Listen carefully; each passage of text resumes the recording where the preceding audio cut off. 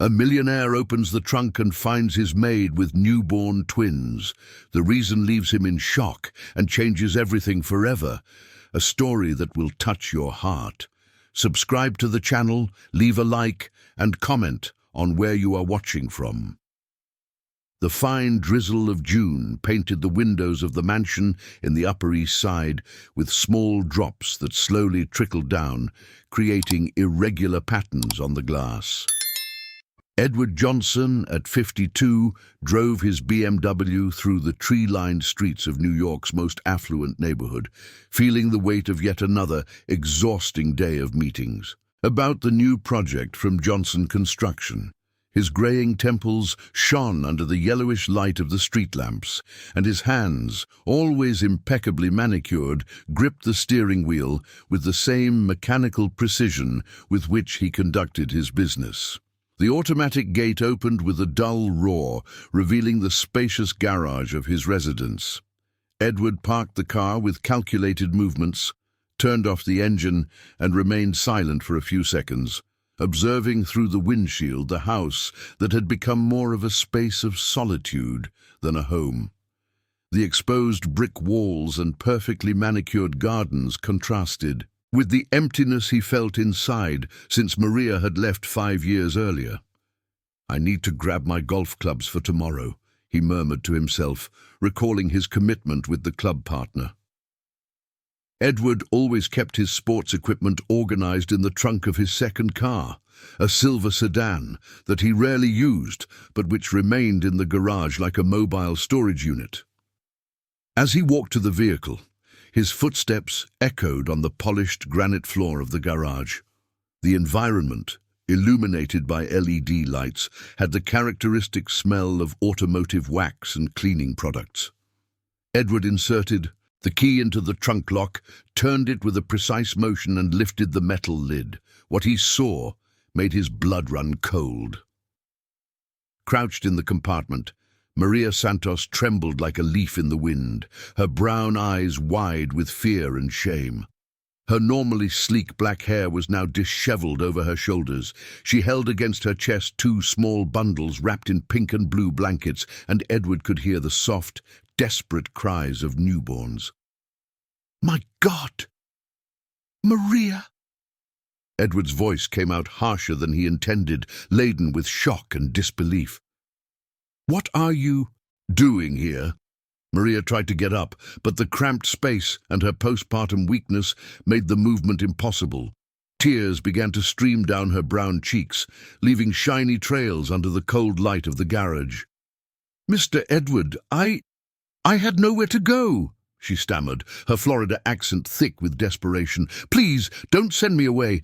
They are too small. They won't survive the cold outside." Edward stood still for a few seconds, processing the surreal scene before his eyes. Maria had worked in his home for 3 years, always discreet and efficient. He knew little about her personal life, only that she had come from Florida in search of opportunities, and that she regularly sent money back to her family. He had never imagined she could be pregnant, much less with twins. "Maria, get up slowly," he said, extending his hand to help her. "Let's go inside the house." She hesitated for a moment, as if expecting to be rejected, but finally accepted the help. Edward assisted her out of the trunk, noticing how she trembled, not just from the cold, but from fear. The babies continued to cry softly, tiny fists emerging from the blankets. "How long have you been here?" Edward asked, guiding her toward the door that connected the garage to the house. "Since yesterday afternoon," Maria replied, her voice barely a whisper. "I tried to find another place, I swear to God I tried. But I was evicted from my studio in East Harlem. The landlord didn't care that I had just had the babies." Edward opened the door and turned on the kitchen lights.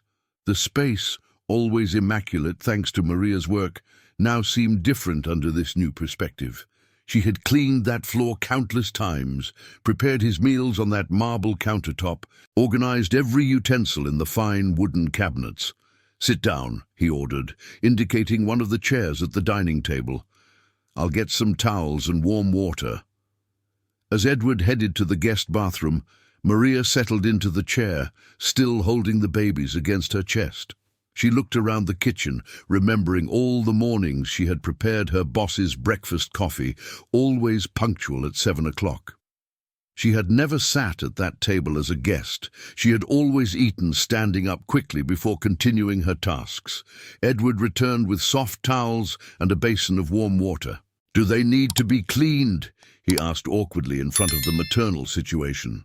"They're fine for now," Maria replied, checking the baby's diapers with experienced movements. "They were born last Monday at the Municipal Hospital of East Harlem. They were premature, but the doctors said they are healthy." "And the father?" Edward asked, trying to understand the complete situation. Maria's face contorted in pain. When he found out I was pregnant, he disappeared. He was a college classmate, said he loved me, that we would get married." She shook her head bitterly. "My sister Joanna was my only family here, but she moved to Ribeirão Preto without telling me. When I left the hospital, I had no home, no guaranteed job." Edward sat in the chair next to her, observing the babies' faces. A boy and a girl, from what he could tell by the colors of the blankets. They had stopped crying and were now sleeping peacefully in their mother's arms. "Why didn't you tell me you were pregnant?" he asked, his voice softer now. Maria lowered her eyes. "I was afraid, Mr. Edward, afraid of losing my job, afraid of being judged. You have always been very proper, very serious." "I didn't know how you would react," Edward reflected on her words. Indeed, he had cultivated an image of coldness and distance in recent years. After Helena's death, he had taken refuge in work and social conventions, avoiding any kind of emotional involvement. "Maria," he finally said, "you can stay in the maid's room for now, until we find a better solution." Her eyes filled with tears again, but this time they were tears of relief. "Thank you so much, Mr. Johnson. I promise I won't disrupt your routine. The kids are calm, and I'll continue taking care of the house as always." Edward nodded, but inside he felt a turmoil of emotions he hadn't experienced in a long time. That discovery in the trunk had cracked the shell of indifference he had built around his heart. "What are their names?" he asked, observing the sleeping babies. "Michael and Sophia," Maria replied with a shy smile. "Michael after my grandfather, who raised me in the countryside, and Sophia because I've always thought it was a beautiful name." Edward nodded in approval. Simple names, but loaded with meaning. As he watched the scene, Maria gently rocking, the children in the kitchen of his mansion, he realized that something fundamental had changed that rainy June night. He didn't yet know what it would mean, but he felt that his organized and predictable life had just taken a completely unexpected turn. The maid's room, located at the back of the house, had never received as much attention as in the days that followed Maria's discovery in the trunk.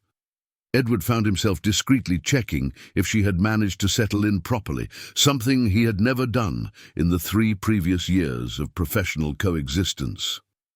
The room, approximately 12 square meters, had a single bed, a small wardrobe, and a window overlooking the backyard, where the century-old mulberry trees cast dancing shadows on sunny afternoons.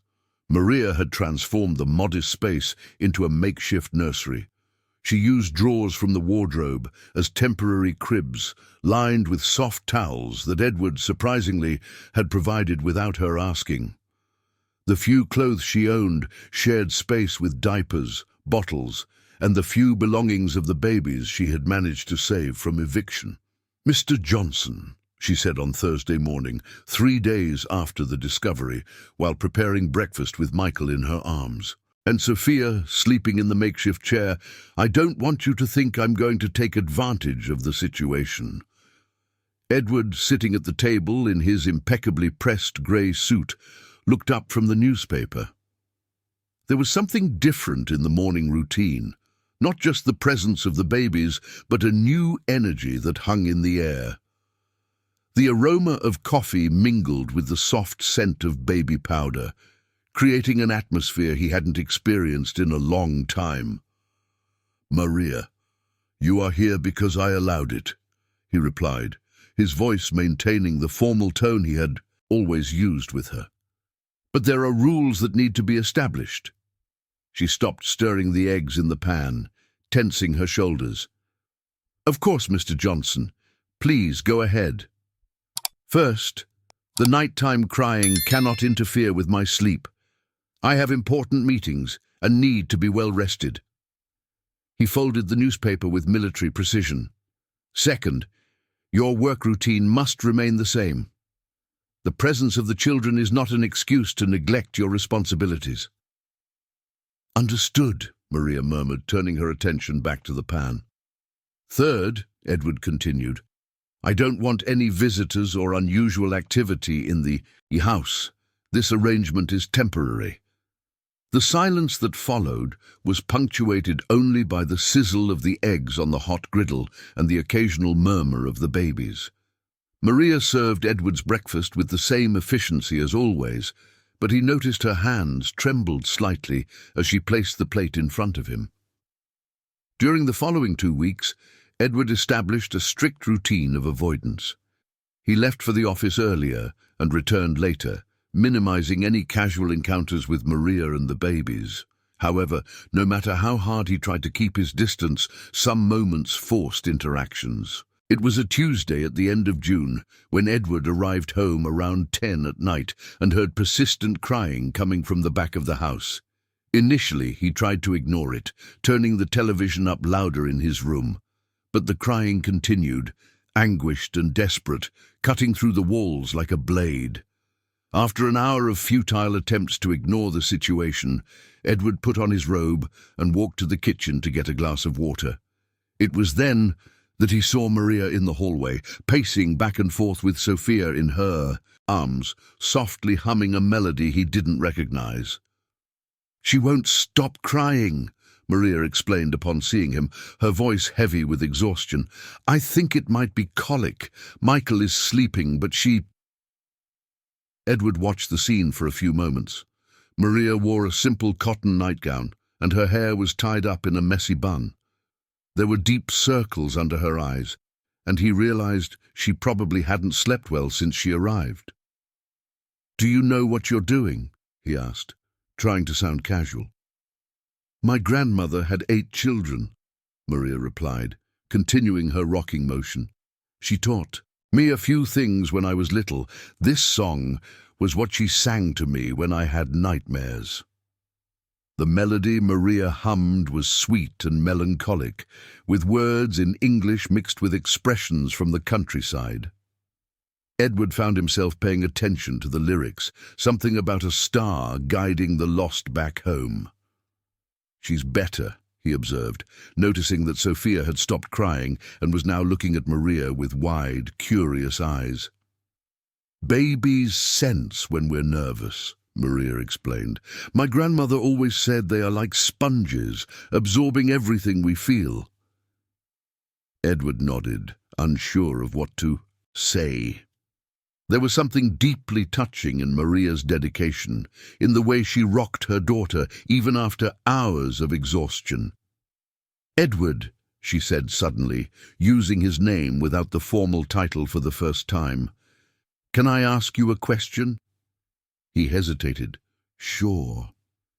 Have you ever wanted to have children?" The question hit him like a punch to the stomach. Memories of Helena flooded his mind, the frustrating attempts to conceive, the medical treatments, the hopes that faded month after month. After her infertility diagnosis, they had considered adoption, but Helena's premature death at 43, a victim of a car accident, had buried all those dreams. "Once," he replied, his voice rougher than he intended. "A long time ago." Maria nodded understandingly, as if she could feel the pain behind his terse answer. "Sophia, look at Daddy Edward," she murmured to the baby, who was now completely calm. "I'm not her father," Edward quickly corrected, but without harshness. I know, Maria smiled, but she likes you. Look how calm she gets when you're around. Edward watched the baby's eyes, which seemed to focus on him with impressive intensity for someone so young. There was something in her expression that completely disarmed him, a pure vulnerability that contrasted drastically with the world of business and competition he lived in. "Maria," he said after a few minutes, "tomorrow I'll leave my private doctor's number on the fridge, just in case any of the babies get sick." The gratitude on her face was palpable. "Thank you so much, Mr. Edward." "Just Edward," he gently corrected. "Only Edward." In the days that followed, a strange but functional routine established itself in the house. Edward maintained his no-interference rules during the day, but occasionally found himself paying attention to the sounds coming from the back room. The cries of the babies, which initially irritated him, began to blend into the house's soundtrack, much like the sound of the television or the air conditioning. It was during one of those nights, while Edward was working in his home office, that he heard Maria singing again. This time, she was singing a different, more cheerful song about a frog who wanted to marry a princess. He found himself smiling involuntarily, remembering similar songs his own grandmother sang decades ago. Edward began to notice details about Maria that he had ignored in the previous 3 years. The meticulous way she organized each object, not out of obligation, but from a genuine sense of care. The way she murmured "good morning" to each room when she started cleaning, as if the house were a living being deserving of a greeting. The dedication with which she prepared meals, even when cooking just for him. One July morning, while Edward was having coffee, Miguel began to cry in the back room. Maria, who was washing dishes, quickly dried her hands and rushed to attend to him, but Edward surprised her by saying, "Finish the dishes. I'll see what he needs." Maria looked at him surprised, but nodded. Edward walked to the nursery, where he found Miguel awake in his makeshift crib, waving his little arms in the air. When the baby saw him, he stopped crying immediately, as if recognizing his presence. "You just wanted some company, didn't you?" Edward murmured, extending a finger that Miguel immediately grasped with surprising strength. When Maria arrived a few minutes later, she found Edward sitting on the edge of the bed, watching Miguel with an expression she had never seen before, a mix of tenderness and melancholy that revealed the depth of his hidden emotions. August brought with it a routine Edward had never imagined possible in his organized and predictable life.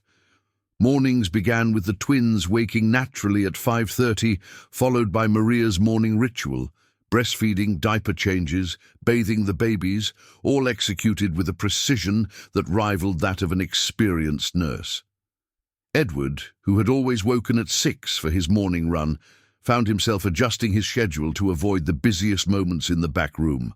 But curiously, he began waking up earlier, as if his body had involuntarily synchronized with the rhythm of the new family that inhabited his home.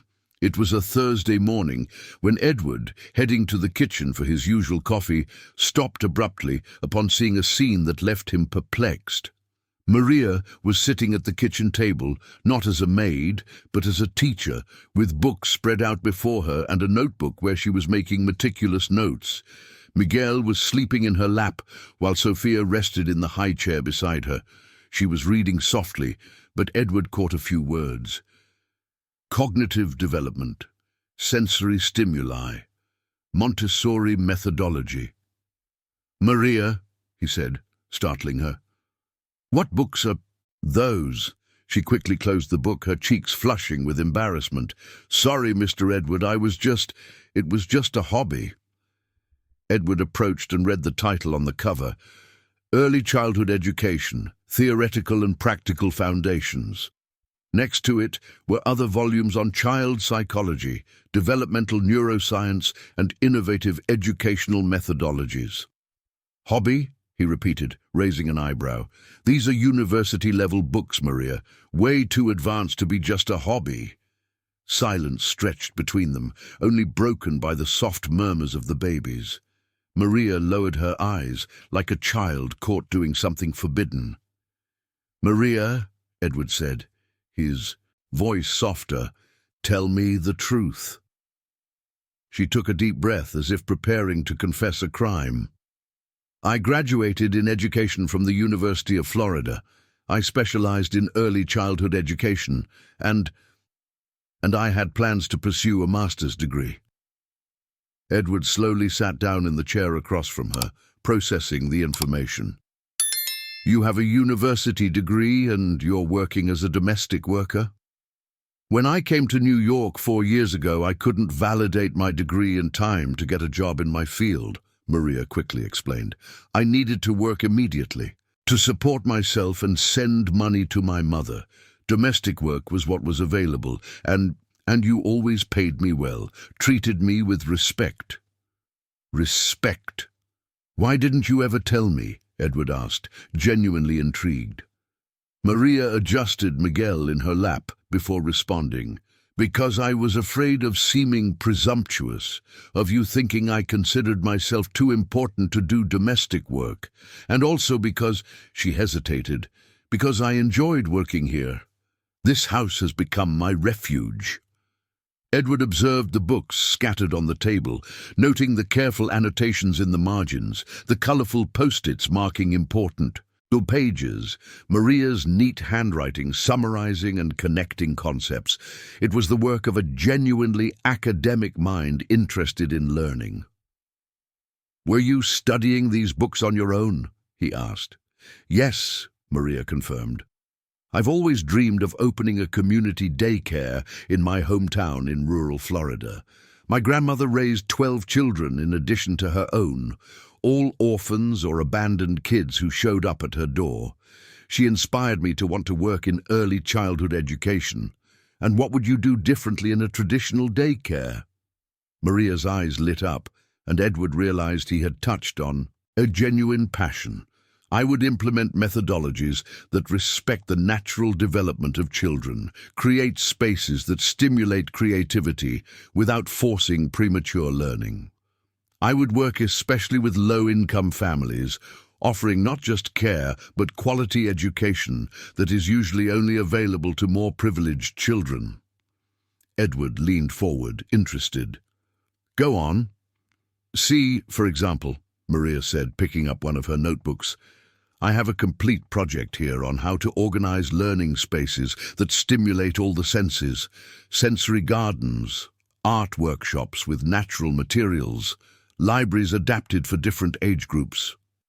She stopped abruptly, realizing how excited she was getting. "Sorry, I get carried away when I talk about this." "Don't apologize," Edward said, his voice filled with admiration that surprised him. "How long have you been working on this project?" 2 years, Maria replied. "Every night after finishing work here, I studied and took notes. I was saving money to take a specialization course in early childhood education at the University of Florida." Edward picked up one of Maria's notebooks and flipped through the pages. The drawings of ideal daycare floor plans, lists of educational materials, schedules of activities for different ages, all meticulously planned and theoretically grounded. It was the work of someone who not only dreamed, but had turned dreams into concrete projects. "Maria," he finally said, "why do you think I would be offended to learn about your education?" She bit her lower lip, an expression Edward had learned to recognize as a sign of nervousness. Because people think that those with a college degree shouldn't do domestic work, as if it's a disgrace, as if I wasted my education. "And you? What do you think?" "I believe that honest work is never a disgrace," Maria replied firmly, "but I also know I have the potential to contribute in other ways. When I had the kids, I thought a lot about what kind of education I want to give them, what kind of world I want to help build." Edward closed the notebook and handed it back to her. "Show me more about this daycare project." Over the next hour, Maria presented her plans with an articulation that impressed Edward. She had researched everything from pedagogical aspects to practical issues like licensing, physical structure, hiring staff, and financial sustainability. She had visited public and private daycares in New York, taking notes on what worked and what could be improved. "Did you do all this work by yourself?" Edward asked. "With help from professors at the University of Florida via email, some colleagues who graduated with me and work in the field," Maria explained. "I also talked a lot with the coordinator of the municipal daycare, where I left the kids I cared for as a babysitter before coming to work here." "You took care of other children?" "Yes, on weekends and during vacations. It was a way to practice what I learned in college and earn some extra money," Maria smiled. "The mothers always said I had a special way with children." Edward stood up and walked to the kitchen window, looking out at the backyard where the trees swayed gently in the morning breeze. His mind was quickly processing the information he had just received. For 3 years, he had known Maria only as an efficient employee, never imagining the depth of her knowledge and ambitions. "Maria," he said, turning to face her, "you mentioned you were saving for a specialization. How much money have you managed to save?" "About $8,000, she replied. "It's not enough for the full course, but it would be a start." "And what happened to that money?" Maria's face darkened. "I had to use almost all of it during the pregnancy, medical exams, vitamins, some clothes for the babies. When I was evicted, I used the rest to try to find another place to live." Edward nodded, understanding. "And now, how do you plan to resume your plans?" Maria looked at Miguel and Sophia, a look of determination mixed with uncertainty crossing her face. "I will find a way. It may take longer. Maybe I'll have to work more years before I can, but I will find a way. My children will grow up seeing their mother fighting for her dreams." The conviction in Maria's voice touched something deep within Edward. He recognized the same determination that had led him to build his business empire, but directed toward purposes that seemed far nobler than his own profit and wealth growth objectives. "Maria," he said, his voice filled with a decision that was still forming in his mind, "from today on, I want you to set aside 2 hours every afternoon to dedicate to your studies. Consider this part of your activities here." "But Mr. Johnson, I can't neglect." "It's not neglect," he interrupted. "It's an investment in you, and consequently, in your children." Maria looked at him with eyes shining with contained tears, as if she couldn't believe what she was hearing. At that moment, Edward realized that something fundamental had changed in his perception not only of Maria, but also of his own priorities and values. The end of August brought a series of nights that would forever alter the dynamics of the house in the gardens. Edward had developed the peculiar habit of working late in his home office, not out of business necessity, but because the sounds coming from the back room, the soft murmur of Maria talking to the babies, her lullabies, even the occasional cries, had become a strangely comforting soundtrack to his nighttime activities. It was a Tuesday around 11 at night when Edward heard hurried footsteps in the hallway. He lifted his eyes from the financial reports he was reviewing and paid attention. The cry that followed was different from the usual ones, sharper, desperate, filled with an anguish that made something contract in his chest. He found Maria in the hallway, holding Sophia against her chest. The baby was visibly feverish, her little face red and sweaty, her tiny fists clenched in distress. Maria was wearing a white cotton nightgown and was barefoot, her loose hair falling over her shoulders in natural waves that Edward had never noticed before. "She has a high fever," Maria said, her voice laden with barely controlled panic. "I gave her a lukewarm bath, tried to get her to nurse, but she can't. The temperature won't go down." Edward approached and gently touched the baby's forehead. Her skin was indeed too hot. "How long has she been like this?" "About 2 hours. It started slowly, but it got worse quickly.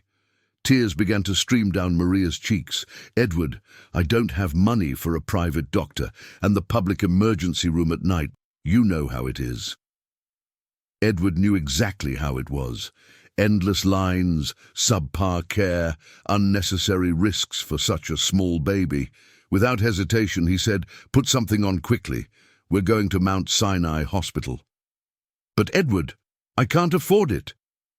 "I can," he interrupted, already heading to the bedroom to get dressed. 5 minutes. The drive to the hospital was tense. Edward drove his BMW through the deserted streets of New York while Maria held Sophia in the back seat, murmuring soothing words that sounded more like prayers. Miguel had stayed home, sleeping soundly in his makeshift crib, and Edward had quickly called his neighbor, Mrs. Carmen, an elderly lady who had agreed to keep an eye on the house. "Maria," Edward said, glancing in the rearview mirror, "have you been through this before, with other children?" "A few times when I took care of babies on weekends," she replied, her voice trembling. "But never with my own children. It's different when it's your blood, Edward. It's like a part of you is hurting." Edward understood perfectly, even though he had never personally experienced such a feeling. In the emergency room of the hospital, he watched Maria interact with the doctors and nurses, providing accurate information about the baby's condition, asking intelligent questions about the treatment, demonstrating a knowledge of childcare that went far beyond maternal instinct. "Do you have a background in healthcare?" the on-call pediatrician asked, a middle-aged woman with grey hair. "I have a degree in education with a specialization in child development," Maria replied. "I've studied a lot about the early stages of life." Edward, sitting in a blue plastic chair in the waiting area, watched Maria through the glass door of the examination room. She held Sophia with a reassuring firmness while the doctor conducted the examinations, her upright and attentive posture contrasting with the despair she had shown at home. It was an impressive transformation, from a frightened mother to a competent partner in medical care. "Urinary infection," the doctor announced after an hour of examinations. "Common in premature babies. We'll start antibiotics immediately, but she will need to be monitored for a few hours." At 3 in the morning, Edward and Maria were sitting side by side in the pediatric observation room. Sophia was sleeping peacefully in a hospital crib, her breathing finally regular and calm. The environment was lit by a soft light, creating an almost intimate atmosphere. "Thank you," Maria suddenly said, her voice low so as not to wake the baby. "Not just for the money, but for being here." "Where else would I be?" Edward replied, surprised by the sincerity of his own question. Maria looked at him with an expression he couldn't fully decipher, gratitude mixed with something deeper, more complex. "Most employers would have just given me the money and told me to figure it out on my own. I'm not like most employers," Edward said, and as he spoke those words, he realized they were truer than he had imagined. "No, you're not," Maria agreed. "You know you have a kind heart, right? No matter how much you try to hide it behind that serious businessman facade." Edward chuckled softly, a sound he hadn't heard from himself in a long time. "My wife used to say something similar. Do you want to talk about her?" The question caught him off guard. For 5 years, he had carefully avoided any conversation about Helena, building walls of silence around her memory. But there, in the dim light of the hospital, with Maria by his side and Sophia breathing quietly, the words began to flow. "Helena was a pediatrician," he began. "Passionate about children, she dreamed of having a big family. When we found out she couldn't get pregnant, she was devastated, but she channeled all that maternal energy into her patients." "Did you think about adopting?" "We talked about it many times. Helena even started the process, but—" Edward paused, the pain still evident in his voice after so many years. The accident happened before we could move forward. Maria placed her hand over his, a simple gesture, but loaded with understanding. She would be happy to know that you're taking care of 2 children now. I'm not taking care, Edward protested automatically, but the denial sounded false even to his own ears. You're not? Maria smiled. Then what do you call this? What do you call letting me study in the afternoons? What made you check 3 times if Michael was breathing properly before we left the house? Edward hadn't realized that Maria had noticed his concern for Michael. Did you see that? Edward, I see everything. I see how you stop to listen when the babies are crying. I see how you buy extra fruits at the market because you know I need to eat well to produce milk.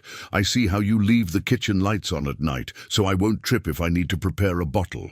Each observation from Maria was a small punch to his shell of indifference. Edward had believed he was keeping his distance, that he was merely fulfilling a temporary humanitarian obligation, but apparently his unconscious gestures had betrayed him, revealing an emotional involvement that he himself had not consciously recognized. Maria, he said after a long silence, can I ask why you chose education? Because of my grandma, Maria replied, her eyes lighting up with the memory. Grandma Betty took care of all the orphaned children in the village where I grew up. She said every child deserves someone who believes in their potential, regardless of where they came from or what happened to them. And do you believe that? Completely. I believe that a good education in early childhood can completely change a person's destiny. Children who receive proper stimulation, who feel loved and valued, have a much greater chance of becoming fulfilled and contributing adults in society.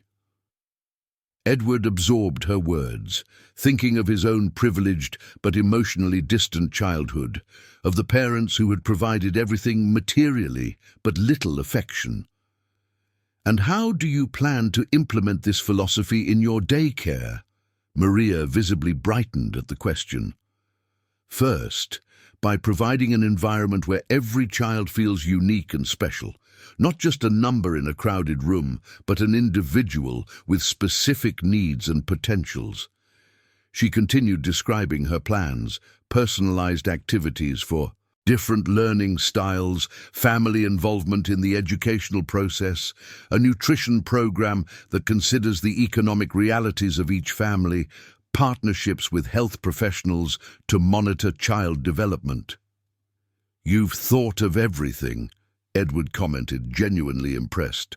I've thought and rethought thousands of times, Maria agreed, but now, with Michael and Sophia, I understand even better the responsibility of caring for such small and precious lives.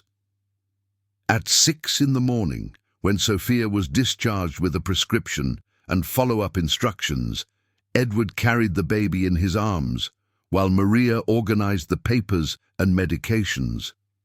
Walking through the hospital parking lot, the 3 looked like a family returning home after overcoming a crisis together. Edward, Maria said as they got into the car, you know I can't repay everything you're doing, right? Who said I want repayment? He replied, surprising himself again with his own words. During the drive back, with Sophia peacefully sleeping in Maria's arms and the rising sun painting the New York sky with golden hues, Edward realized that something fundamental had changed during those hours in the hospital. It wasn't just compassion or moral obligation that motivated him. It was something much deeper and more frightening, a feeling of belonging, of purpose that he had lost long ago and was now unexpectedly rediscovering. September arrived with its cool mornings and sunny afternoons, bringing with it a routine that had naturally established itself in the garden's home.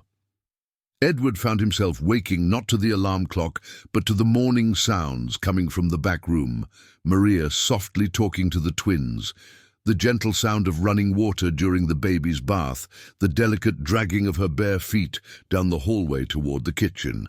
It was a domestic soundtrack that had become strangely comforting for someone who had always valued silence and solitude.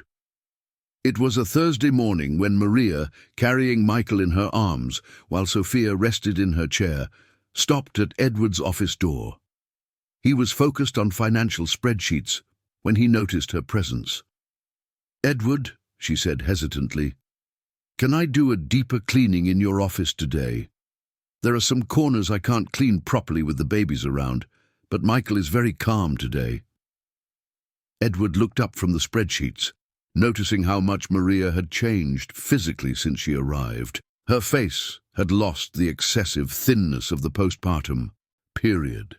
Her hair shone with health, and there was a liveliness in her eyes that he didn't remember from before. Motherhood had transformed her, revealing a natural beauty that had always been there, but that he had never truly observed. "Of course," he replied. "I'll work in the living room." Edward gathered his most important documents and settled at the coffee table in the living room, spreading papers and his laptop, while Maria began her meticulous cleaning. Through the open door, he could hear her talking to Michael, explaining each action as if the baby understood perfectly.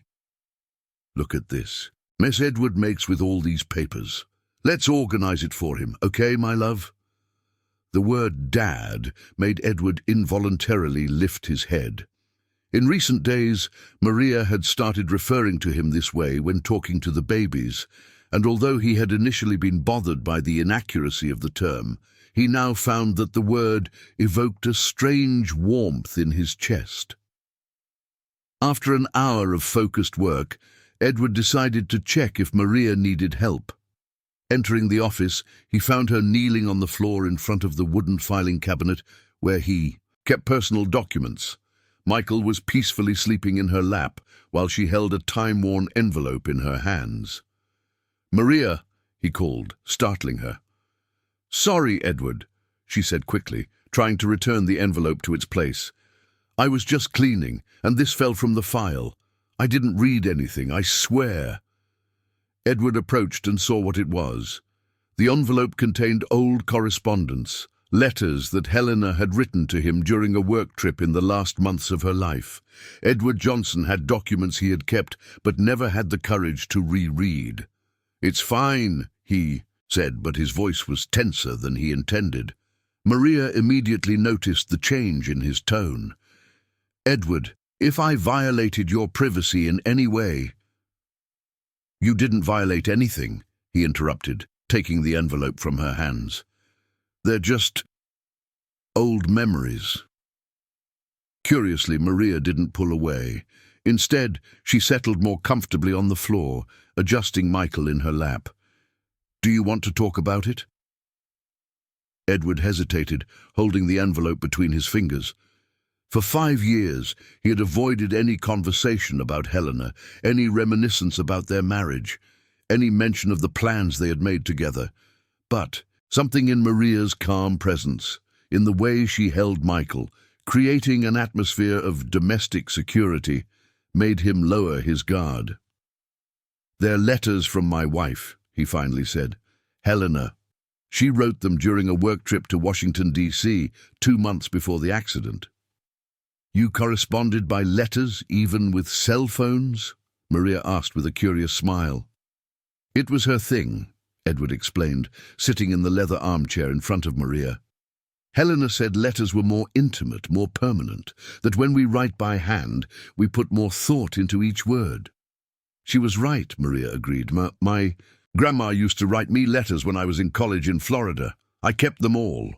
Edward opened the envelope and took out one of the letters, the paper still retaining the subtle scent of the perfume Helena wore. "Do you want to hear an excerpt?" Maria nodded, and Edward began to read. "Edu, today I visited an orphanage here in Washington, D.C., and I was thinking about our conversation about adoption. There was a little girl, 3 years old, with curly hair, who reminded me so much of the child I always imagined us raising together. She asked me if I would be her mother, and for a moment my heart almost exploded with the desire to say yes immediately." Edward's voice faltered slightly as he continued. "I think a lot about our future, the children who have yet to arrive but whom I already love so much. I imagine you teaching a boy to ride a bike. I imagine our daughter asking you to read her stories before bed. I know you will be a wonderful dad when our time comes." The silence that followed was broken only by Michael's peaceful breathing. Maria had tears in her eyes, and Edward realized his own cheeks were damp. "Edward," Maria said softly, "have you read these letters since the accident?" "Never," he confessed. "I filed them away and never had the courage." "Why are you reading them now?" Edward looked at Michael sleeping in Maria's lap, then at Sophia, who had woken up in her chair and was watching everything with her big, curious eyes. I think I can understand better now what Helena was feeling." Maria carefully stood up, moving closer to the armchair where Edward was seated. "Can I see a picture of her?" Edward hesitated for a moment, then pulled a faded photograph from his wallet. Helena was smiling radiantly, wearing a light blue dress, her blonde hair blowing in the wind, her green eyes shining with joy. The photo had been taken during a trip to the beach a few months before the accident. "She was beautiful," Maria commented sincerely. "And from her eyes, you can see she loved you very much." "How can you see that in a photo?" "By the way, she is looking at the person taking the picture," Maria explained. "It's the same look I see in Sophia's eyes. When she looks at you," Edward was surprised by the comparison, "Sophia looks at me in a special way." "Edward," Maria chuckled softly, "don't you realize you are the first person she looks for when she wakes up in the morning? When you come home from work, she gets all excited until you appear in the kitchen to greet her." "I didn't know," Edward admitted, genuinely surprised. Maria sat on the arm of the chair, still holding Michael. "And what about Michael? Did you notice how he sleeps better when you're home? When you travel for work, he gets more restless." "I rarely travel since you both arrived," Edward observed. "Exactly," Maria smiled. "And do you know why?" Edward didn't answer, but they both knew the answer.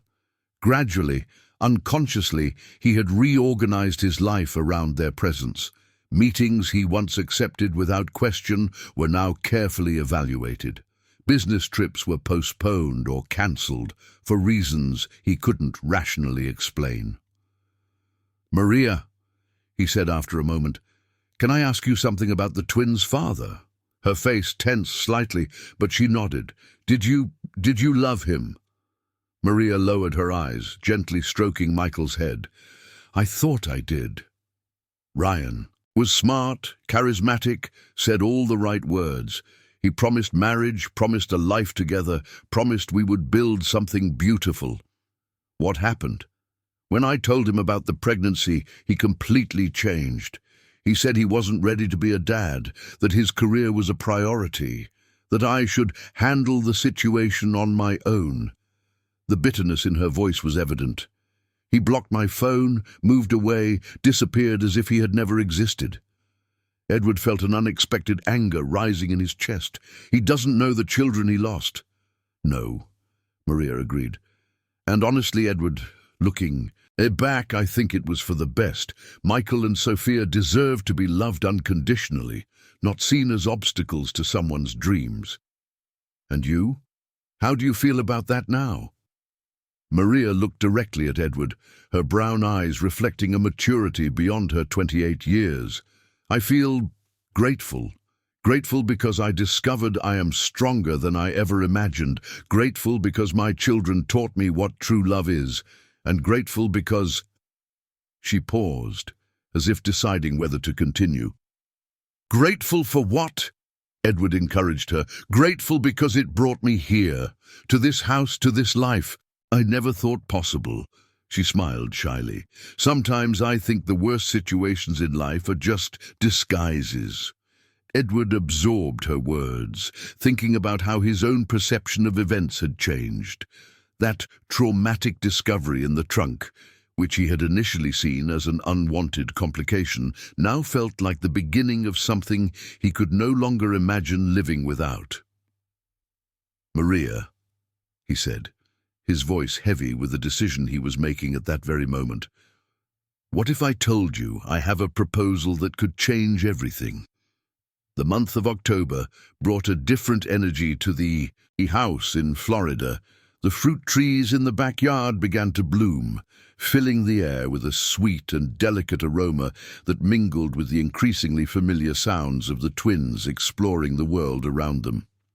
Michael had started to crawl with impressive determination, while Sophia showed a preference for sitting and observing everything with her big, expressive eyes, like a little philosopher contemplating the mysteries of life. Edward had spent the last 3 weeks in a constant mental agitation since that conversation in the office with Maria. The proposal he had mentioned was taking shape in his mind day by day, fueled by observations he made about Maria's pedagogical dedication and by the reports he had discreetly requested about the state of early childhood education in New York. It was a Thursday morning when Edward found Maria in the backyard, sitting in the shade of the largest fruit tree, with the twins playing on a blanket spread out on the grass. She was reading a book on neuroscience applied to early childhood education while supervising the play, occasionally interacting with Michael and Sophia with a naturalness that demonstrated a deep understanding of cognitive development. "Maria," he said, approaching the small group, "can we talk about that proposal I mentioned?" She looked up from her book, a curious expression crossing her face. "Of course, but you seemed so mysterious that day that I was wondering what it could be." Edward sat down on the grass next to her, something he had never done in his own home. The fabric of his dress pants met the texture of the children's blanket, creating a visual contrast that perfectly symbolized the transformation his life had undergone. "In the past few weeks, I've been researching early childhood education in New York," he began, watching. Michael tried to reach a fallen fruit that had landed near the blanket. "The numbers are alarming, Maria. Over 200,000 children from 0 to 5 years old are on waiting lists for spots in municipal daycare centers." Maria nodded gravely. "I knew the situation was critical, but I didn't realize it was that severe.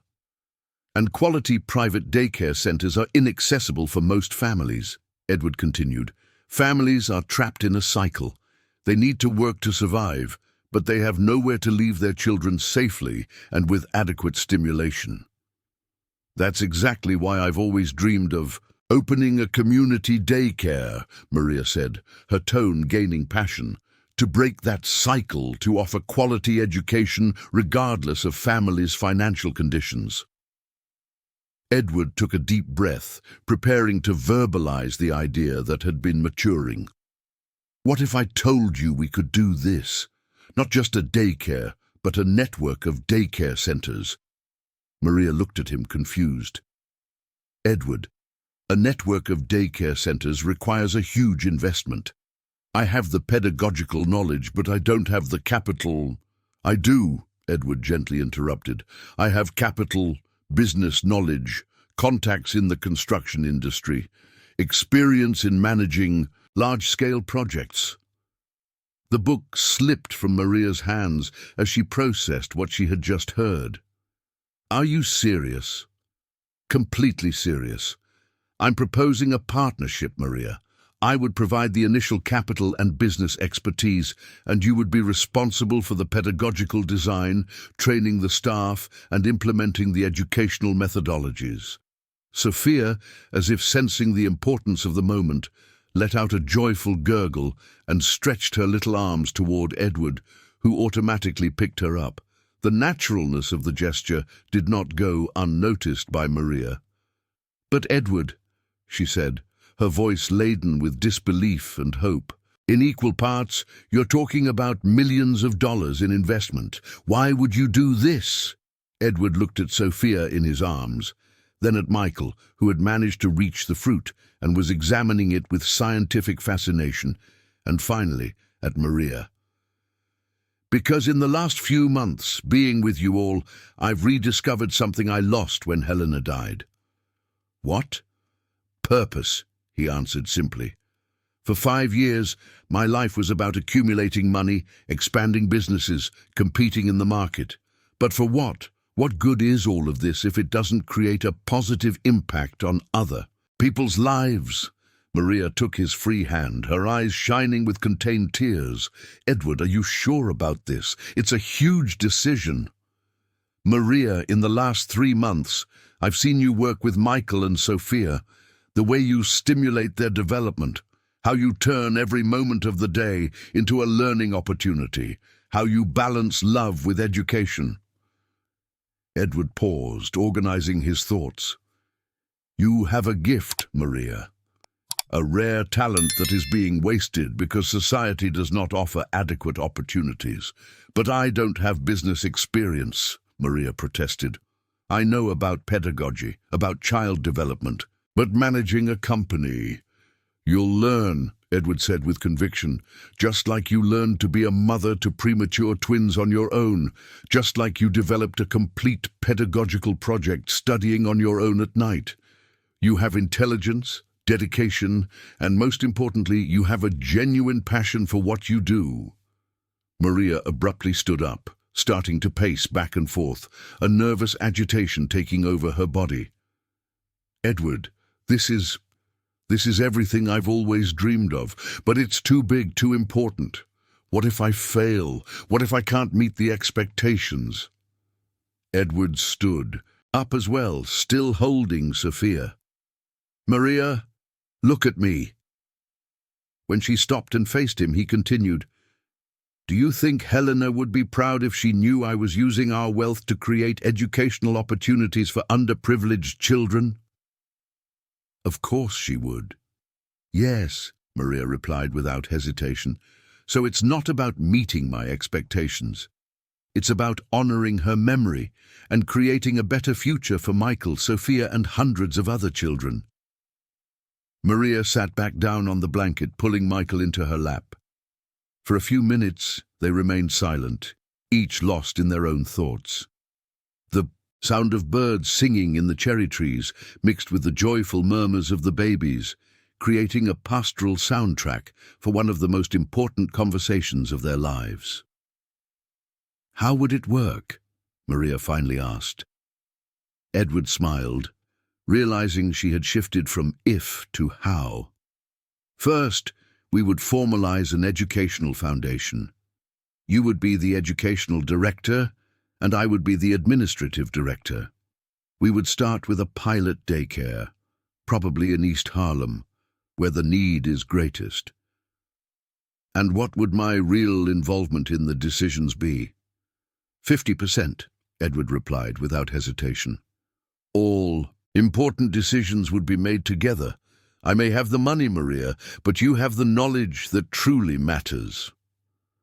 Maria took a deep breath, and Edward could see the transformation happening in real time, from an insecure woman to a confident visionary. I would have a few conditions. Go ahead. First, no profit motives. Any surplus would be reinvested in expansion or improving facilities. I completely agree. Second, we would preferentially hire mothers from the community, offering training and professional growth opportunities. Excellent idea. Third, Maria hesitated for a moment before continuing, Michael and Sophia would need to be integrated into the project in some way. I can't abandon my children to care for others' kids. Edward smiled. Maria, I was counting on that. They would be our first case students, helping us test and refine our methodologies. Our, Maria repeated, catching the word. Ours, Edward confirmed. Maria, in the last few months, Michael and Sophia they've become mine too. Not biologically, of course, but emotionally. I care for them. I rejoice in every little progress. I despair when they get sick. Edward, Maria said softly, you know that means the three of us will become a real family, right? Not necessarily in a romantic sense, but a professional family, a partnership that goes far beyond employer and employee. Edward looked at the twins, Michael exploring a leaf with scientific concentration, Sophia observing everything with her wise eyes, and then at Maria, whose face radiated a mix of hope and determination that deeply moved him. "Maria," he said, "I think we are already a family. We're just formalizing something that already exists." At that moment, under the fragrant shade of the cherry tree, with the twins as silent witnesses, Edward and Maria sealed an agreement that would change not only their lives, but potentially the lives of hundreds of children in New York. It was the beginning of a partnership that transcended traditional categories, combining financial resources with educational passion, business experience with maternal intuition, pragmatism with dreams. November arrived with its characteristic New York warmth and a frenetic agenda that completely transformed the dynamics of the house in the Upper East Side. The dining room table, once used only for Edward's solitary meals, had become the command center of an operation that grew day by day. Low plans for daycares, feasibility studies, educational proposals, and financial reports spread across the surface of the fine wood, creating a mosaic of dreams turned into concrete planning. Maria had proven to be a surprisingly astute business partner. In addition to her obvious pedagogical competence, she demonstrated an impressive ability to understand the financial and logistical aspects of the project. During the mornings, while the twins slept, she and Edward worked side by side, their complementary minds creating synergies neither had experienced before. "Edward," Maria said one Tuesday morning, lifting her eyes from a report on municipal daycare regulations, "have you seen these health department requirements? They're much stricter than I imagined." Edward moved closer to the chair where she was sitting, leaning over her shoulder to examine the document. The subtle perfume she wore, a discreet scent of wildflowers, mingled with the smell of freshly brewed coffee, creating an atmosphere of domestic intimacy that had become natural between them. "Strict but fair," he analyzed, his eyes scanning the technical specifications. "Little children are vulnerable. They need an absolutely safe environment. We'll incorporate all these requirements and still exceed expectations. That will significantly increase the initial investment," Maria noted, making annotations in the margins of the document. "Maria," Edward said, sitting in the chair next to her, "I don't want you to worry about financial issues. My wealth can sustain this project for decades if necessary. What matters is doing it right from the start." She looked at him with an expression that mixed gratitude and something more complex, an admiration that transcended purely professional aspects. "You've changed a lot since that night in the trunk, you know." "Changed? How so?" "When you found me hiding with the babies, you were different, colder, more distant. You fulfilled your obligations but kept an emotional barrier." Maria paused, carefully choosing her words. "Now you smile when Michael achieves something new. You automatically lower your voice when Sophia is sleeping. You ask if I'm eating properly." Edward reflected on her observations. Indeed, transformations had occurred gradually, so naturally that he himself hadn't consciously noticed. "Maybe you all reminded me of who I was before I hardened my heart. Or maybe you showed who you always were beneath that serious businessman armor," Maria suggested with a warm smile. Their conversation was interrupted by Michael's cry coming from the back room, immediately followed by Sophia's protests. Edward stood up automatically, a reflex he had developed over the past few months. "I'll go," he said, heading toward the hallway. "Edward," Maria called him, "they're used to you now. Sophia especially looks for you when she wakes up." In the back room, Edward found the twins in their makeshift cribs, which had evolved significantly since those first-line drawers. With towels, now they had proper cribs, colorful mobiles, an environment that radiated love and emotional investment. "Good morning, family," he said softly, picking up Sophia while checking Michael's diaper.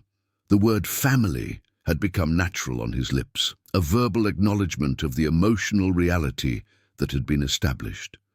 Sophia snuggled against his chest, her tiny fingers clutching the collar of his dress shirt. Michael, seeing him, stretched his arms out, asking to be held too. Edward experienced that now familiar feeling of completeness, of being exactly where he was meant to be. "Do you know that Dad and Mom Maria are working on something very special for you?" he murmured as he carried both of them toward the kitchen. "We're creating a place where you and many other children will be able to learn, play, and grow happily." Maria had already prepared the bottles when he arrived with the twins. Their morning choreography had become as synchronized as that of a couple who had lived together for decades. She prepared, he fed, she changed diapers, he organized the toys. A domestic dance that worked perfectly without the need for verbal instructions. "Maria," Edward said while giving a bottle to Sophia, "I have a meeting today with the architect who designed 3 of my latest projects. I want you to come with me." "Edward, I can't leave the babies." "They're coming with us," he interrupted. "I want the architect to see exactly who we are designing for. Besides, your insights on pedagogical functionality are essential." Maria hesitated. "But I don't have appropriate clothes for a business meeting." Edward looked at her. She was wearing a simple light blue cotton blouse and jeans, her hair tied back in a practical ponytail. To him, she looked perfectly suitable, but he understood her insecurity. "Maria, you're going as the educational director of an innovative educational foundation. Your competence speaks louder than any expensive outfit." He paused. "But if you want, we can stop by a store before the meeting." "No, you're right," she said, straightening her shoulders. "I am the educational director. It's time to start acting like one." The meeting took place at the architecture office in Williamsburg, a modern space with large glass windows and hanging plants creating a creative and welcoming environment. Henry Thompson, the architect, was a 50-year-old man with graying hair and colorful framed glasses, known for designs that harmonized functionality with human sensitivity. "Edward," Henry said as he greeted them, "what a pleasant surprise. And what beautiful babies. Are they yours?" "We are an unconventional family," Edward replied, surprising himself with his own naturalness. "This is Maria Santos, the educational director of our foundation, and these are Michael and Sophia." Maria extended her hand professionally. "Nice to meet you, Dr. Thompson. I greatly admire your work at the Youth Cultural Center." "Thank you, and please call me Henry." The architect led them to a meeting room where a large table allowed them to spread out the project materials. "Edward briefly told me about the proposal, but I would like to hear your pedagogical vision." During the next hour, Maria presented her ideas with an articulation that impressed both Edward and Henry. She described spaces that would function as natural extensions of child development, rooms with different height levels.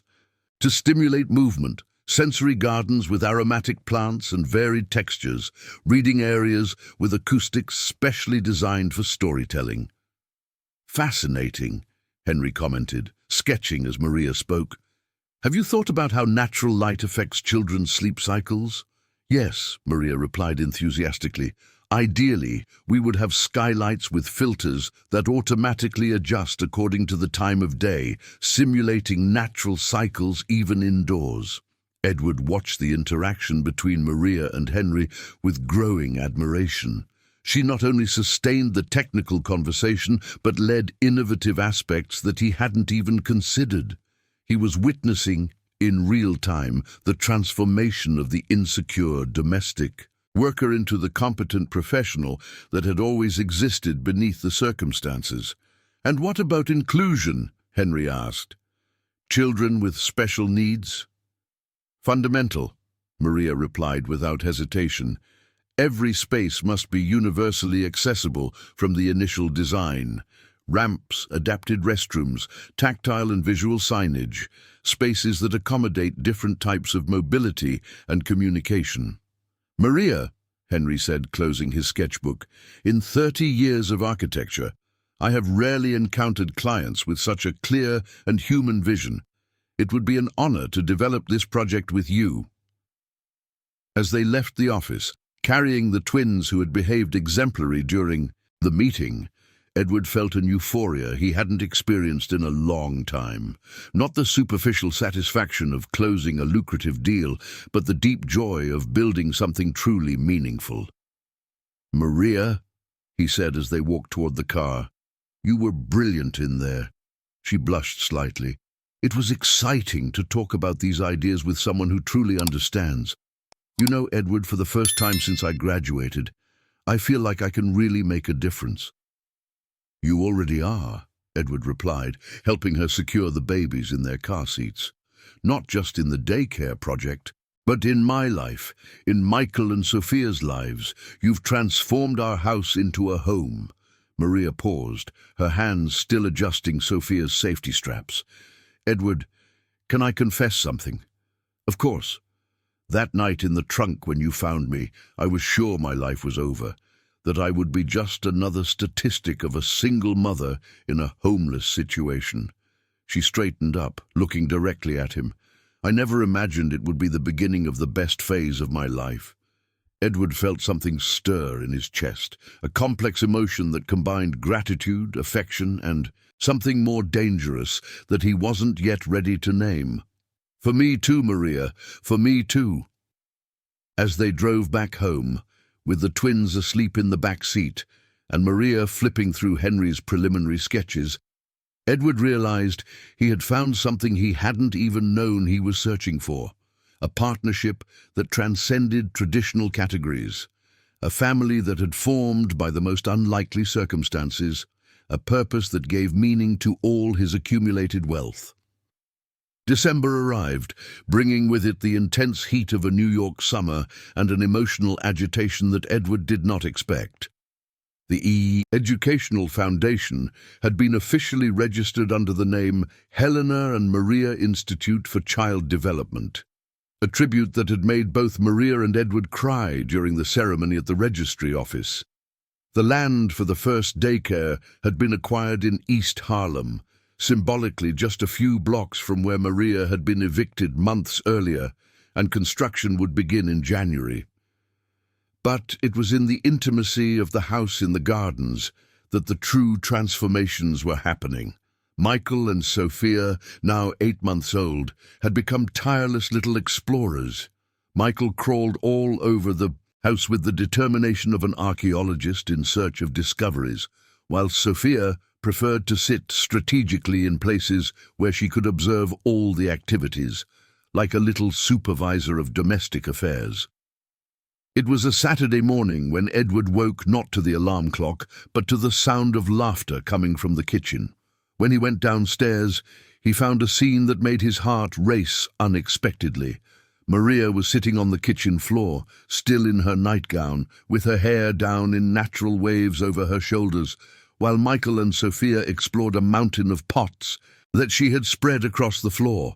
The morning sunlight streamed through the window, creating a golden halo around her, and Edward stood frozen for a few seconds, watching. "Good morning, sleepyhead," Maria said upon noticing him at the door, her smile lighting up her entire face. The little ones decided that 7 in the morning is the perfect time for a musical exploration. Edward approached, sitting on the floor beside her, something that a few months earlier would have been unthinkable for the formal businessman he used to be. Sophia immediately crawled toward him, using his leg as support, to stand up and babble something that suspiciously sounded like Dad. "Did she say Dad?" Edward asked, a mix of emotion and disbelief. "She's been trying that word for a week," Maria laughed. "Michael, too. They know exactly who you are to them." Edward felt something tighten in his chest.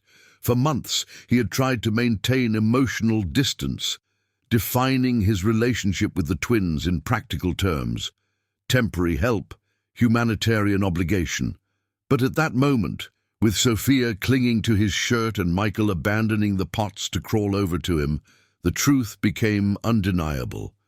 He loved them, as if they were his biological children. "Maria," he said suddenly, "I need to tell you something." "What is it?" she asked, noticing the seriousness in his tone. "Yesterday I received a call from an international NGO, Children First. They heard about our project through Henry and want to offer a partnership to expand the model to other countries in Latin America." Maria looked at him, surprised. "Edward, that's amazing. It's a unique opportunity. They want you to go to their office in Switzerland for 6 months to develop the international training program." The enthusiasm on Maria's face gradually transformed into understanding, then into conflict. "They want me to travel to Switzerland?" "It would be an extraordinary opportunity for your career," Edward continued, but his voice was tense. "You would work with experts from around the world. Your educational model could impact thousands of children in different countries. And Michael and Sophia, they would go with you, obviously. The NGO provides full support for families." Maria was silent for a few moments, processing the information. Michael had crawled over to Edward and was now trying to climb his legs, giggling with joy. The domestic scene contrasted dramatically with the conversation about international opportunities. "Edward," Maria finally said, "do you think I should accept?" The question hit him like a punch in the stomach.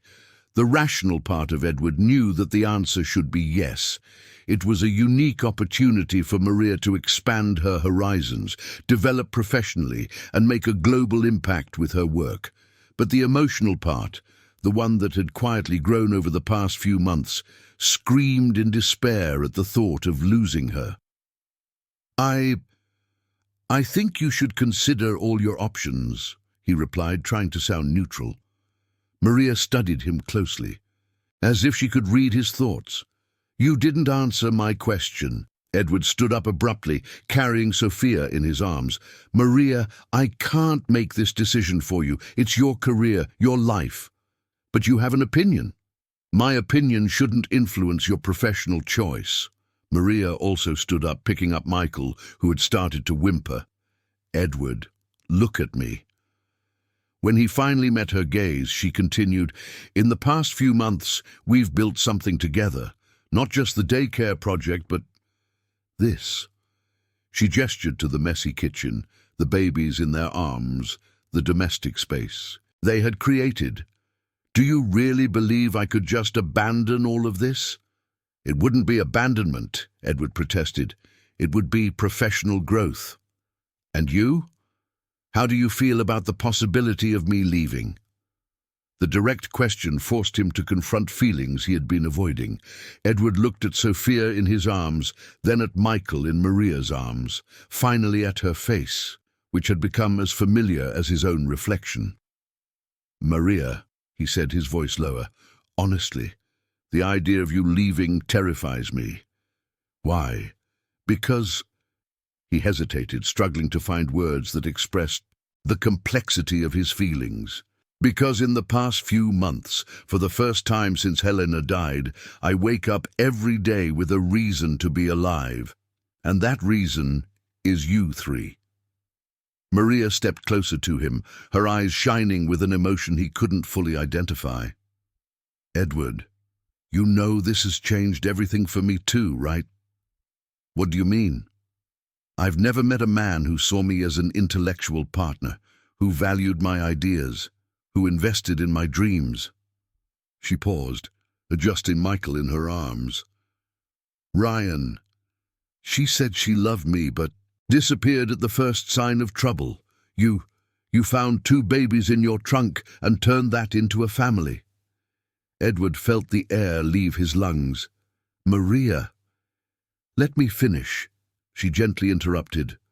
"When I first saw you holding Sophia that night at the hospital, when I realized how naturally you became a father to those children, I started to feel things I didn't expect to feel." "What kind of things?" Maria lowered her eyes, her cheeks slightly flushed. The kind of things a woman feels when she meets a man who not only accepts her children, but loves them unconditionally, who not only tolerates her dreams, but makes them a reality. The silence that followed was heavy with tension and possibilities. Edward felt as if he were on the edge of an emotional cliff with only two options: retreat to the safety of formality or leap into the unknown. "Maria," he finally said, "if you stay, it can't just be for me. It has to be a decision of your own, based on what you truly want for your life and for the lives of Michael and Sophia." "And what if what I want is this?" She asked, gesturing again to the space around them. "This life we've built together, this project we're creating, this strange and wonderful family that formed in the most unlikely way?" Edward looked deeply into her eyes, searching for any sign of doubt or hesitation.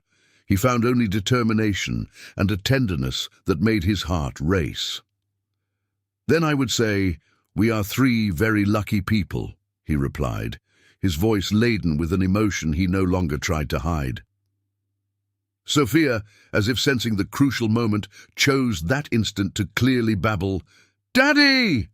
Michael, not wanting to be left out, responded with his own, "Daddy!" Maria laughed through the tears that had begun to roll down her cheeks. "I think they've already voted." Edward moved closer to her, the space between them shrinking until he could feel the warmth of her breath. "And you? What's your vote?"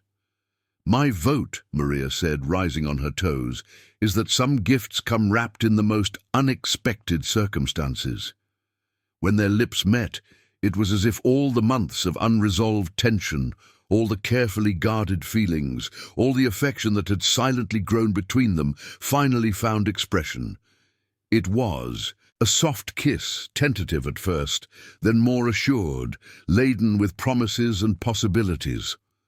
Michael and Sophia, unconscious witnesses to that moment that would forever change the course of their lives, continued babbling their attempts at daddy and mommy, as if blessing the union that had just formed.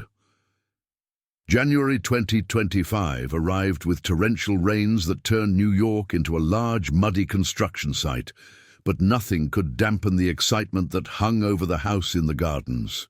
The first daycare of the Helena and Maria Institute for Child Development had begun construction in East Harlem, and Edward found himself visiting the site 3 times a week, always accompanied by Maria and the twins, who were now 9 months old and had become little celebrities among the construction workers.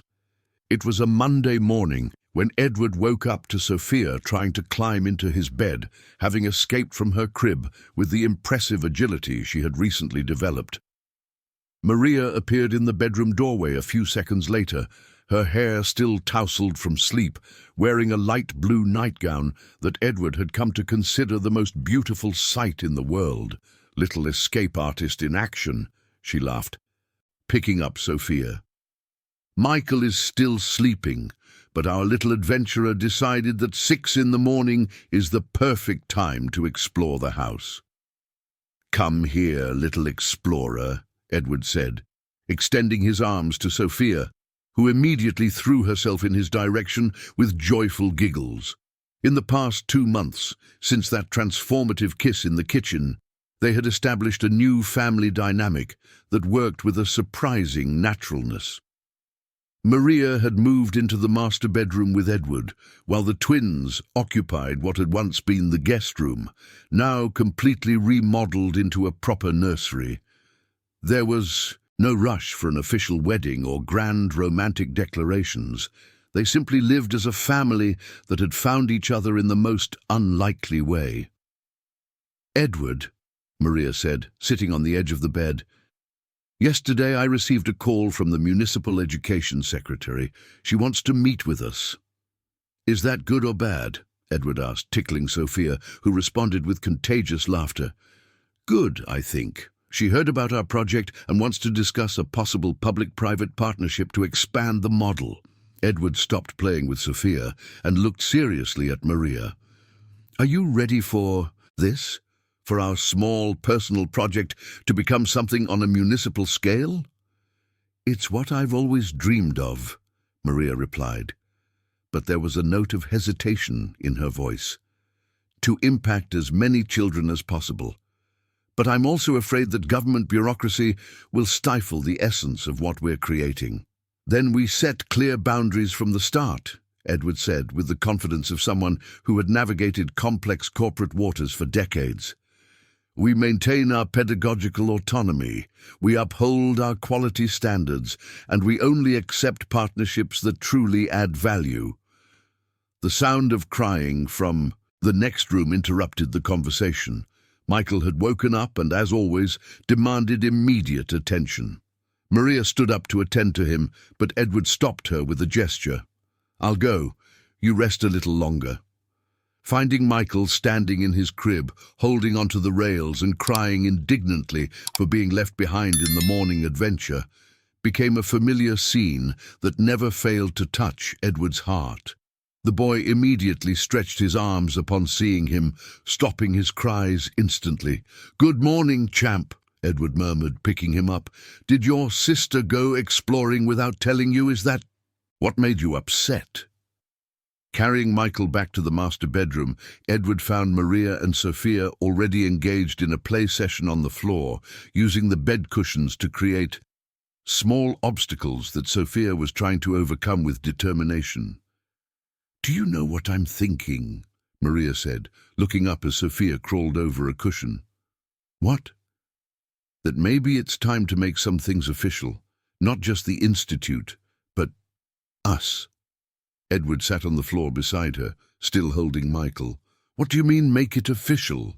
Marriage, formal adoption of the twins, making legal what is already real emotionally."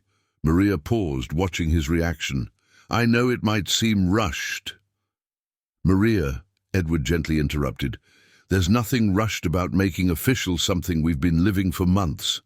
In fact, I'm surprised we haven't talked about it before." Her face lit up. "Really? Completely serious. Michael and Sophia are my children in every way that matters. You are the woman who brought color back to my life." Edward paused, organizing his thoughts. "But I want you to be sure that this is what you want. A life with me, with business responsibilities, with all the complexity that entails." Maria moved closer to him, placing her hand over his. "Edward, do you remember what Helena wrote in that letter? About imagining you teaching a boy to ride a bike, about you reading stories to a daughter before bed?" "I remember. I see that happening every day. I see you teaching Michael to take his first steps. I see you making up crazy stories that make Sophia laugh until she gasps for air." Tears began to shine in her eyes. "You have become exactly the father Helena envisioned, and I fell in love not only with the generous man who welcomed me, but with the wonderful father you have revealed yourself to be." Edward felt his own emotion threatening to overflow. "And I fell in love with the woman who turned my house into a home, who turned my resources into purpose, who taught me that family is not just genetic." Michael, as if wanting to join the conversation, babbled something that sounded like "mommy" while reaching out his little arms toward Maria. Sophia, not wanting to be left out, crawled over to Edward and tried to climb his legs. "I think they approve," Maria laughed through her tears. "So it's decided," Edward said, adjusting Sophia in his lap while Maria settled Michael. "Let's make this strange and wonderful family official." "When?" "How about on the day of the daycare's opening? It would be symbolic, making our family official on the same day we launch our joint project." "Edward," Maria said, her voice heavy with emotion, "do you really believe that this all worked out? That a story that started so desperately can have a happy ending?" Edward looked around the room, at Maria with her loose hair shining in the morning light, at Michael who had fallen asleep in his lap, at Sophia who was watching everything with her wise and curious eyes. He thought about the construction growing in East Harlem, the expansion plans they had developed, the meeting with the education secretary that could change everything. "Maria," he finally said. "I think some stories don't have a happy ending. They have a happy beginning disguised as tragedy." "What do you mean?" "That night in the trunk. For you, it was rock bottom, the moment when everything seemed lost. For me, it was the beginning of everything that truly matters." Maria leaned in and kissed him, softly, a kiss that carried promises of the future, gratitude for the present, and complete acceptance of the past that had brought them to this point. "Daddy, Mommy," Sophia clearly babbled, as if blessing the moment. "That's right, Princess," Edward murmured against Maria's lips. "Daddy and Mommy forever." Outside, New York was waking up to another day of heat and movement. But inside the house in the Upper East Side, a family had found its own version of paradise. Built not on perfection or ease, but on true love, shared purpose, and the courage to transform the most unlikely circumstances into the most precious blessings. May 2025 dawned with a crystal blue sky over New York, as if the city itself had dressed up to celebrate a day that would change the lives of hundreds of children. The Helena and Maria Community Daycare, located in the heart of East Harlem, was ready for its official opening, and Edward woke up at 5 in the morning with a mix of nerves and euphoria he hadn't felt since the day of his first big business contract decades ago. Maria stood in front of the bedroom mirror, adjusting a stylish yet practical navy blue dress for working with children, a choice that perfectly symbolized who she had become, a respected professional who had never lost her maternal essence. Michael and Sophia, now 1-year-old and walking with the determination of little explorers, played at her feet, dressed in festive outfits that Edward had personally chosen. "Nervous?" Edward asked, approaching from behind and placing his hands on her shoulders. "Anxious," Maria corrected, turning to face him. "Today the dream becomes reality. After months of planning, construction, staff training, today we welcome our first 40 children." Edward wore a light grey suit, less formal than his usual business attire, but still elegant enough for the interviews he would give to the press. In recent months, the project had gained national attention, being presented as an innovative model of partnership between the private sector and social need. "Edward," Maria said suddenly, her eyes shining with an emotion he had learned to recognize as a preamble to something important. "Do you remember what you told me that first day about the rules of non-interference in your routine?" Edward laughed, pulling her closer. "How could I forget? I was a completely different man a year ago." "You were a scared man," Maria gently corrected. "Scared to feel, scared to connect, scared to discover that you had a much more generous heart than you ever imagined. And you were a desperate woman, hidden in my trunk," Edward replied, kissing her forehead. "Look where we are now." Michael chose that moment to cling to his Edward's legs, were babbling "Dad" with the increasing clarity of his first words. Sophia, not wanting to be left behind, walked determinedly over to Maria, extending her little arms. "The whole family," Maria smiled, picking Sophia up, "ready for the big day." The trip to East Harlem was a symbolic return to the origins of their life transformation. Edward drove down the same road he had taken months earlier when he brought Maria to the hospital, but now the landscape had changed. Where he once saw only a distant peripheral neighborhood, he now recognized a vibrant community full of hard-working families who deserved the same educational opportunities offered to children in affluent neighborhoods. "There," Maria pointed out the window, "is the studio apartment I was evicted from." Edward slowed down, observing the small, peeling yellow building. "Did you ever imagine you would return to this neighborhood as the director of an educational institution?" "Never," Maria replied sincerely. "Back then, I just wanted to survive one more day. Now—" She paused, gazing at the familiar landscape. "Now I want all the mothers in this neighborhood to have hope for their children's future." The daycare appeared at the next corner like an architectural gem amidst the simple constructions around it. Henry had exceeded all expectations, creating a space that was both modern and welcoming, functional and beautiful. The walls were painted in soft colors, the sensory gardens were already lush, and the large windows allowed natural light to flood in. Everything just as Maria had dreamed during her solitary study nights. "My God," Maria whispered upon seeing the small crowd gathered for the inauguration. "There are so many more people than we expected."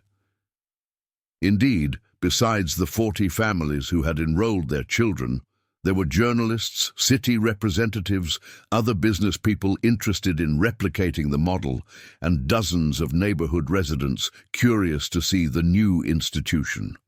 Mrs. Johnson, a 60-year-old woman whom Maria had hired as the administrative coordinator and who had raised 8 children in East Harlem, approached as soon as they got out of the car. "Maria, my dear," she said, embracing her warmly, "the children are eager to see the new school, and the mothers, my God, the mothers have been crying tears of joy since early this morning." Edward watched Maria interact with Mrs. Johnson, noticing how she had transformed into a natural leader in the community. She was no longer the shy employee he had met in the trunk, nor just the competent business partner she had revealed herself to be. She was a complete, confident woman who inspired respect and affection wherever she went. The inauguration ceremony was simple, yet moving. Maria spoke to the gathered community, discussing education as a universal right and about dreams that become reality when they find partners willing to invest in them. Edward gave a shorter speech, explaining how the project had become personal for him, mentioning Helen and the family dream he had unexpectedly found. But the most touching moment came when the first children entered the daycare. A 3-year-old girl with curly hair and curious eyes stopped in front of Maria and asked, "Are you going to be my teacher?" "I will be your director," Maria replied, kneeling to be at the child's level. "But everyone here will take care of you as if you were the most precious treasure in the world." Edward, watching the scene with Michael in his arms and Sophia by his side, felt such intense emotion that he had to step away momentarily. There was the complete realization of the dream that Helen had expressed in her letters. He had become a father. Maria had become the educator she had always dreamed of being, and together they were impacting dozens of other families. "Is Dad crying?" Sophia asked with her growing language, pointing to the tears in his eyes. "Dad is happy, Princess," Edward replied, picking her up too. "Very, very happy." The weeks following the inauguration brought a rewarding routine that neither of them had anticipated. Maria arrived at the daycare before 7 in the morning, accompanied by the twins who had become the institution's official mascots. Edward would show up during lunch, always bringing some surprise. New books, educational toys, improvements to the facilities he had thought of during the night. "Edward," Maria said one June afternoon, as they watched the children play in the sensory garden, "did you see the development? Reports the teaching staff prepared." "I did. Impressive results in just 2 months. Especially from the children who arrived with the biggest gaps," Maria continued, her eyes shining with professional pride. "Little Anna, who came without saying a word at 3 years old, now tells complete stories. John, who had motor difficulties, is running and jumping with the other kids." Edward watched her describe each individual progress, each small pedagogical victory, each family that had been positively impacted. It was clear that she had found her true vocation, her place in the world. "Maria," he suddenly said, "are you happy?" The question caught her off guard. "Why do you ask that?" "Because I want to be sure. I want to be sure that I'm not being selfish by wanting to keep you here, close to me and the twins, when you could be doing international work, gaining global recognition."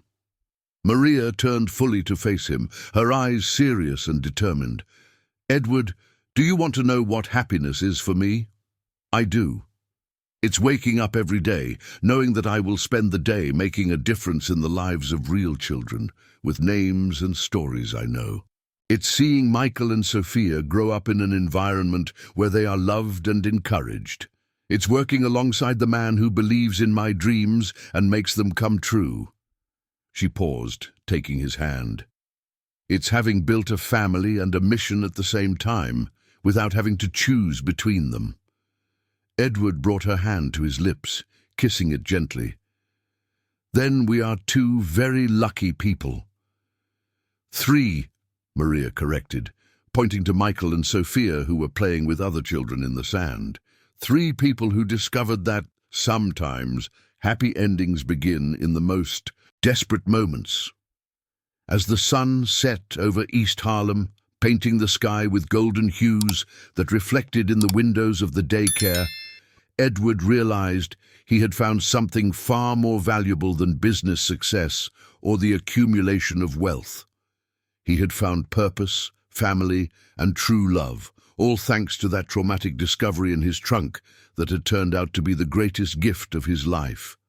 The story that had begun with despair and fear was ending with hope, love, and the certainty that some of the best things in life come in the most unexpected ways, wrapped in circumstances that initially seem like tragedies, but reveal themselves to be the greatest gifts fate could offer.